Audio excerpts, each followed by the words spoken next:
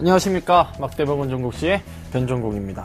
오늘은 조금은 도전적이고 어떻게 보면 전략적인 주제일 수가 있는데요. 최근에 한국경제연구원에서 이제 바른 용어를 통한 사회통합의 모색이라는 주제로 이렇게 세미나가 열렸었는데, 제가 주제넘게 토론자로 참여하면서 느낀 것들이 많아서 소개를 해드리고자 바른 용어 사용을 통한 이런 노력, 바른 용어를 사용하기 위한 노력을 이야기해 보도록 하겠습니다. 부제가 시장경제 용어에 들이운 낙인 벗기기였어요. 물론 이제 바른 용어가 뭐냐, 바른 용어를 좀 정의해봐라 라고 이제 말하시는 분들이 계실 텐데, 정규제 TV를 시청하시는 여러분들이 어느 시장경제 혹은 자유주의의 관점에서 많이 생각하시는 것을 제가 가정을 하고 방송을 진행을 하도록 하겠습니다.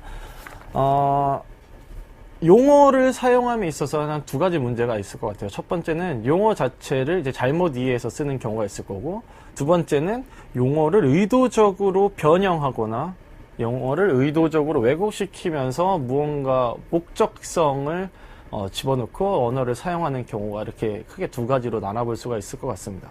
첫 번째, 용어를 정말 잘 몰라서 잘못 사용하는 경우는 교육이나 교화를 통해서 충분히 교정이 가능하겠지만, 문제가 되는 것은 용어를 의도적으로 왜곡시키는 거죠. 단순히 왜곡으로 끝나는 것이 아니라 특정한 권력자들이나 집단에 있는 사람들, 특히 이제 어떤 단단하고 매우 튼튼한 이념을 가지고 있는 집단들이 주로 언어의 의도적인 왜곡을 전략적인 방법으로 이렇게 사용을 하고 있습니다. 정명이라는 말이 있죠. 정명에서 어긋나는 순간 사회적 혼란이 가중된다는 말을 우리가 고전을 통해서도 많이 들어봤던 말들이고, 참 언어라는 것은 상당히 생명력이 있는 거기 때문에 같은 단어라도 어떤 맥락, 어떤 상황에 쓰이느냐에 따라서 뉘앙스가 달라지고, 언어라는 것은 시간이 지나면서 분화하죠. 같이 분화하면서 또 다른 생명력을 얻으면서 사회에 영향력을 미치는 하나의 원소로, 하나의 부분으로 자리를 잡게 되는데, 조지 오웰이 1984에서 신랄하게 이제 비판했던 내용이 하나가 있습니다. 좀 비유를 통해서 이렇게 비판을 했던 내용이 있죠. 제가 이제 잠깐 소개를 시켜드리면, 전쟁은 평화, 자유는 예속, 무지는 힘이라는 슬로건을 내건 당이 있었다. 절대 권력을 가진 이 당은 전쟁을 관장하는 평화부, 사상 범죄를 포함한 모든 범죄를 관리하는 애정부, 매일같이 배급량 감소만을 발표하는 풍요부, 이런 식으로 뭔가 이런 식으로 표현을 하면서 모든 정보를 통제 조작하는 진리부로 구성되어 있다라고 말하면서 뭔가 전체주의 국가의 허구성을 굉장히 이중적인 언어를 통해서 조지 오웰이 신랄하게 비판했던 예들도 있었고, 사실 언어가 가지는 뉘앙스가 굉장히 큰 영향을 미친다는 것은 클린턴 전 미국 대통령, 힐러리 클린턴 미 국무장관이 이런 발언을 하기도 했습니다. 한일 과거사 문제 핵심 쟁점 가운데 하나인 위안부 문제와 관련해서 우리는 위안부를 일본군 위안부라는 말을 쓰잖아요. 그런데 클린턴 미 국무장관은 그 위안부라는 표현 대신에 강제적인 일본군 성노예라는 명칭을 사용해야 된다고 말을 합니다. 그 이유는 위안부가 가지고 있는 맥락, 그리고 성노예라는 단어가 갖고 있는 뉘앙스가 상당히 때로는 호전적일 수도 있고 와닿는 바가 매우 다르기 때문이에요. 그러니까 언어가 가지고 있는 힘을 어떻게 보면 전적으로 보여주고 있는 좀 재미난 두 가지 케이스라고 생각을 해봅니다. 우리나라에서도 보면 좌파, 우파라는 말을 쓰기 이전에 진보, 보수라는 말로써 흔히 말하는 좌파는 자기네들이 진보 세력이라는 표현을 쓰면서 이미지에 혼란을 가져오게끔, 마치 자기네들이 사회를 개선해 나가는 세력인 것처럼 진보라는 뉘앙스의 단어를 가져갔죠, 사실상. 참 이런 거를 봤을 때 정명료라고 이런 것도 사실 문제가 있어요. 우리도 무의식적으로 진보 보수를 뭐 좌파, 우파를 진보, 보수를 이렇게 나눠서 설명하는 경우가 많은데 우리도 모르게 그렇게 사용하는 것은 상당히 언어의 잘못된 사용일 뿐만 아니라 의도적으로 왜곡시킨 누군가에 의해서 언어를 의도적으로 왜곡시킨 거를 우리가 그대로 따르고 있는 것은 아닌가라는 생각을 좀 해봅니다.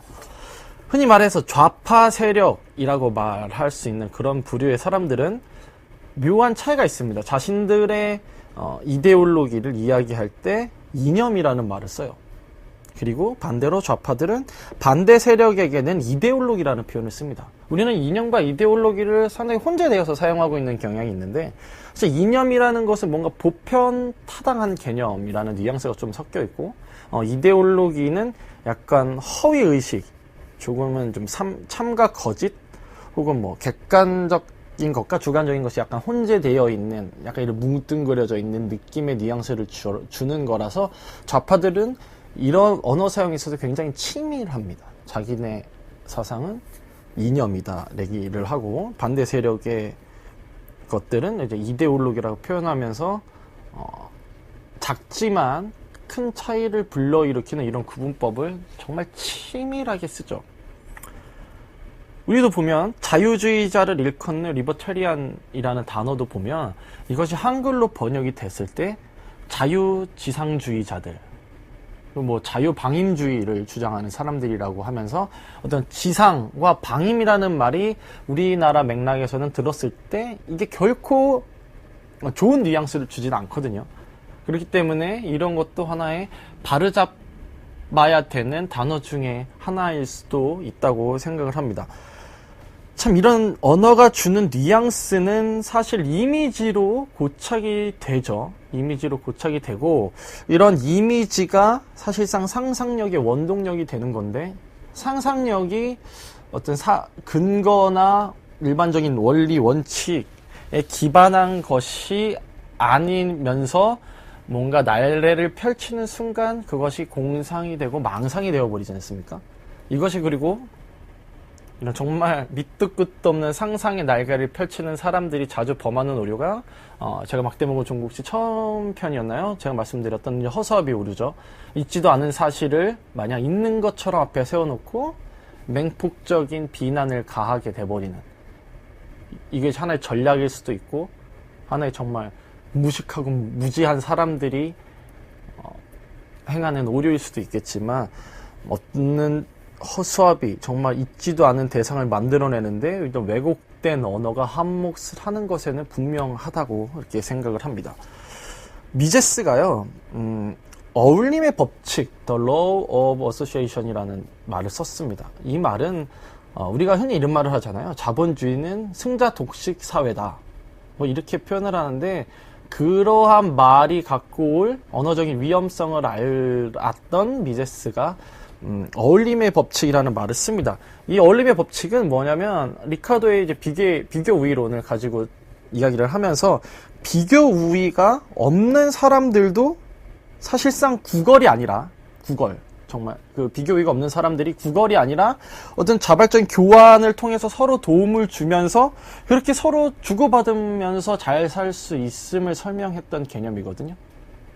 그러니까 우리는 막연하게 자유주의 혹은 자본주의가 승자 독식이라는 말로써 포장되어 있다 보니까 뭐 약하면 다 죽어야 되고 비교위가 좀 떨어지는 사람들은 뭐 패자고 영원히 나락으로 떨어져 버리는 개념으로 설명하지만 미제스는 전혀 그것이 아니다라는 말을 하면서 승자 독식이 아니다라는 말을 하기 전에 어울림의 법칙이 있다라는 식으로 언어를 조금 바꿔보려고 노력을 했던 게 있습니다. 자유주의자들 안에서도 이런 말이 있는지 좀 모르시는 분들도 많을 것 같아서 제가 소개를 해드렸던 거고 사실 이제 시장경제에 정말 큰 전파에 큰 노력을 하고 계시는 김희석 박사님이나 신중섭 교수님 같은 분들이 하셨던 말을 제가 지금 이렇게 좀 전하고 있는 건데요. 참 이런 것이 있었다는 것도 몰랐던 제가 참 한심하기까지 한데 여기 뭐 시청자분들께서도 많이 다 아시는 분들도 아시겠지만 모르셨던 분이 있다면 이제 우리가 때로는 의도적으로라도 이런 용어를 한 번쯤 어딘가에 좀 써보았으면 좋겠다는 생각이 들어요. 어떤 사회적인 문제에 대한 해결책도 수면 밑에서 이렇게 잘잘잘 흐르다가 어떤 결정적인 순간에 기회의 창이 열리면 뭔가 폭발적인 호응을 얻듯이 언어라는 것도 우리가 뭐 하루아침에 바른 용어를 쓰고 뉘앙스가 잘못된 용어들을 고칠 수는 없을 거예요. 하지만 조금씩이라도 이렇게 물밑에서 써 버릇하다가 흔히 말하는 뭐 유명인들이나 대중 영향성이 있는 뭐 사람들, 논객 혹은 정치인들이 이 단어를 한번 사용하게 됐을 땐 주목을 받게 되고, 그러한 기회의 창이 열렸을 때 또 한번 우리가 이제 언어에 있어서 굉장히 우리 나름대로의 목소리를 강력하게 넓힐 수 있을 것이기 때문에 작지만 정말 조용하지만 시끄러운 그런 노력을 좀 해보았으면 좋겠다는 생각을 해봅니다. 우리가 또 잘못 알고 있는 말도, 이렇게 평등이라는 말도 사실 이퀄인데, 이퀄리티도 사실, 이퀄리티는 계급을 이렇게 고르게 한다라는 말이고, 이퀄리티가 제대로 번역이 되면 이제 동등하다라는 표현이 맞는 건데, 우리는 이제 평등으로 해석하면서, 평등이라는 것은 사실 인위적으로 모든 것을 고르게 만든다는 그런 뉘앙스거든요.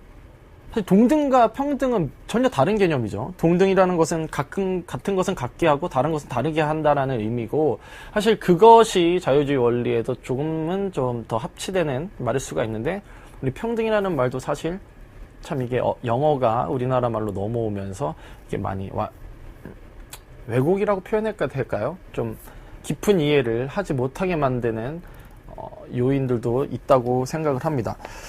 참 언어가 가지고 있는 이 생명력이 너무나도 무섭기 때문에 우리가 이제 바른 용어, 특히 시장경제 자유주의에서 흐르고 있는 이런 용어들에 대해서도 한 번쯤 다시 생각을 해보아야 될 것 같아요. 그래서 이 세미나에서 바른 용어 사용을 위한 여러 가지 제안이 있었습니다. 이 중에서 이제 몇 가지 좀 소개를 해드리면, 사실 뭐 낙수 효과 뭐 이런 말도 있죠. 낙수 효과라는 것도 사실은 이제 소득 창출 효과로 바꿔야 된다라는 제안도 있었고, 몇 가지 재밌는 것 중에 제가 굉장히 재밌었던 거는 우리가 시장 점유율이라는 말을 하잖아요. 시장 점유율. 근데 시장 점유율이라는 말보다는 소비자 선택률이라는 단어를 쓰면 어떻겠냐라는 말도 나왔고, 좀 의미가 있다고 생각합니다. 시장 경제도 사실은 소비자 중심 경제로 이해했을 때 또 다른 뉘앙스가 생길 것 같기도 하고요. 뭐 과당 경쟁이다, 뭐 정글 자본주의다 이런 말들도 사실 시장 경쟁, 상생 경제 해가지고 좋은 변경을 했으면 좋겠다는 말들이 있었고, 심지어 신종석 교수님 같은 경우는 사적 소유 이런 말보다는 개인적 소유라는 말로 바꿔야 된다라고 주장을 하셨습니다. 왜냐하면 이제 동양의 맥락에서는 사적이라는 말이 조금 부정적인 뉘앙스가 있기 때문에 사적 소유보다는 개인적 소유, 사적 기업, 개인적 기업 이렇게 바꾸고, 국영 기업도 사실 뭐 국가의 기업 이런 식으로 좀 더 뭔가 이렇게 풀어냈으면 하시는 제안을 하시기도 하셨어요. 시장 지배자라는 단어도 사실 소비자 선택자라는 용어로 좀 바꿔 썼으면 좋겠다는 말씀을 하셨고, 특히 강조하신 거는 이제 다시 말씀드리면 이제 뭐 사적 소유, 사적 이익은 개인적 소유와 개인적 이익, 사기업은 민간 기업으로 이제 바꿔 쓰자라고 제안을 해주셨고, 가장 강조하셨던 거는 사실 보수 진보라는 말을 우파 좌파로 이렇게 엄격하게 구분해서 사용해야 된다라는 그런 노력을 말씀을 하셨습니다. 참 의미 있는 작업인 것 같아요. 이 정명, 바른 용어를 다시 정립해보는 문제. 이 책을 아실 겁니다. 미국의 민주당의 열렬한 지지자이죠. 그 조지 레이코프 교수라는 사람, 그러니까 코끼리는 생각하지 마라는 책을 쓴 사람이 자유전쟁이라는 책에서 이런 말을 많이 합니다. 부시가 자유를, 흔히 말하는 우파적인 자유를 주장하면서도 상당히 진보적인 자유를 주장하는 사람인 것처럼 뉘앙스를 많이 풍겼고, 거기에 민주당 인사들이 쉽게 말하면 나가 떨어졌는데 많이 싸우다가, 참 언어가 갖고 있는 뉘앙스에 대한 연구를 상당히 많이 했죠. 미국에서 많이 하고 있는 반면에 우리나라에서는 이제서야 우리가 새로운 용어를 정립하기 위한 노력을 경주하고 있다는 것이 좀 고무적인 일이라고 생각을 합니다. 시장 경제적 가치를 중시하는 모든 사람들, 그리고 자유주의자 분들, 경제적 자유주의자 분들은 항상 너무나도 양심적이고 신사적이었다고 생각을 해요. 사실 때로는 비유나 감정적인 메시지 전달을 통해서 우리가 말하고자 했던 부분을 강력하게 피력해야 될 부분도 있었는데, 그동안에는 너무 쉽게 말하면은 좀 좌파 세력이 뱉어놓은 배설물들을 치우기 바빴지, 우리만의 꽃을 담으려는 노력이 조금 덜했던 것은 아닌가라는 좀 반성 아닌 반성을 해봅니다. 그래서 제가 몇 개 말씀드린 용어가 뭐 만족하시는 분들도 계실 거고 아닐 수도 있겠지만 자세한 사항은 한국경제연구원에 들어가 보시면 그 자료가 올라와 있습니다. 참고해 보시면 좋을 것 같고요. 일상 언어 속으로 우리가 이제 좀 교정을 해야겠다고 생각하는 단어들을 최대한 많이 끌어들여서 여러분들이 SNS건 옆에 지인분들에게 이야기를 할 때건 페이스북이건 조금씩 남겨주는 노력이 매우 필요할 때가 아닌가 이런 생각을 해봅니다. 그동안 너무 신사적이었습니다. 우리도 때로는 좀 전략적인 필요가 있지 않을까라는 생각을 해봅니다. 이게 젊은 친구들에게 상당히 의미 있는 작업입니다. 젊은 친구들은 아직 스펀지 같은 존재거든요. 비판적인 사고가 어르신들에 비해서는 조금은 떨어질 수가 있어서 어떤 잘 모르는 개념이나 용어에 있어서 그냥 스펀지가 물을 빨아들이듯이 한 번에 싹 흡수해버리는 경향이 있죠.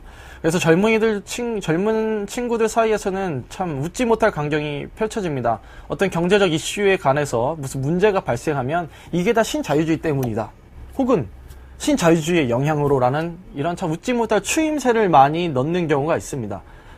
그것은 정말 신자유주의에 대한 명확한 이해에서 기반된 게 아니라 그 친구들이 어디서 많이 노출되어 있던 단어를 들었던 것이고 노출되어 있던 그런 캐치프레이즈를 들었던 것인데 인터넷 포털 사이트만 검색해도 시장경제 혹은 자유주의에 관해서는 정말 맥없이 열약한 상태라는 것을 누구보다 시청자분들께서 잘 알고 계시리라 생각하는 만큼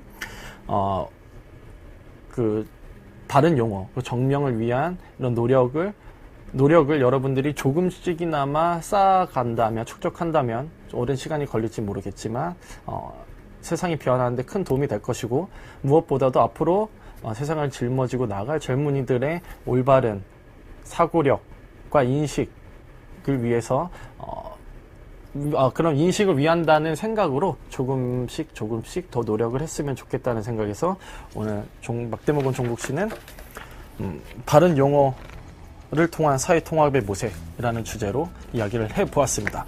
막대먹은 종국씨 여기서 마치도록 하겠습니다. 감사합니다.